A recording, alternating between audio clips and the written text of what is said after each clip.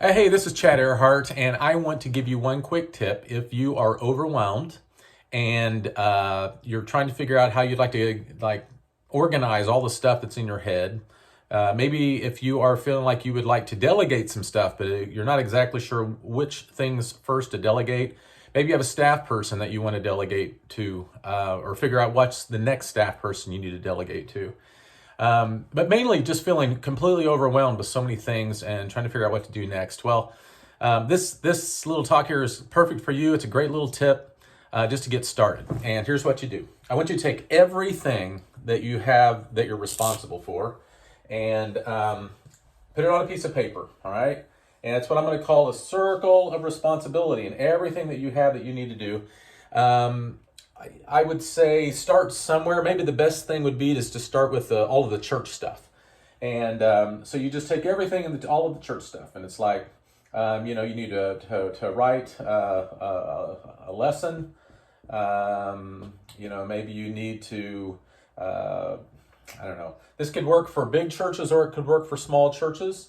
But let's say you're kind of a pastor of a smaller church.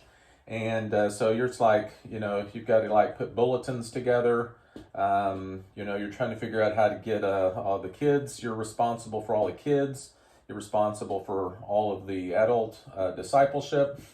All right, so, you've got list and list and list and list, list, list, list. And I want you to get all of that stuff. And then what I want you to do is I want you to think about how to put that into 4 quadrants. All right. So basically, I want you to take everything that is on that list that you just made, and how would you put that into 4 quadrants? So let me just give you an idea on that. Let's say, you put all of this. Let's say you've got all the lessons and the bulletins, and actually bulletins. I think writing lessons. Let's say you've got worship ideas that you try to do and make sure that those are clear. But let's put all of this into, say, a worship category. Let's say one is called discipleship. Let's call one outreach, and let's call one administration. How about that? All right, so that's just one item. You could have done it differently. You could have said, I'm going to do adults, right? You could have done kids. You could have done youth, right? And you could have, chose leadership development, let's say. All right, so basically what I want you to do is figure out, in your scenario, what are all of these things, and then can those fit in there? So it's like, all right, writing lessons. Let's call that worship. All right, let's just get rid of these youth and and call it this. Let's say writing lessons. Maybe this is administration. Bulletins, administration. Kids. Let's call that discipleship. Let's call adult discipleship. Worship ideas. We're going to put in worship. And, you've got all these other things you're trying to do, like outreach or whatever. But what I want you to do is take all of those things, put them into 4 quadrants. If you put them in 5, you're going to get graded off. But I want you to try to put everything that you can possibly imagine of all of this list into 4 quadrants. Okay? And then what you can then do is take all of those 4 things, and you can put those into 4 quadrants. So let's say discipleship. You had kids, right? And you had adults. And let's put all this, let's say youth, right? And let's say those are in 3 of your 4. And immediately you're beginning to see how that you can take all of this stuff and you can start thinking about leaders for each of these. Now, right now, your name is going to fit where?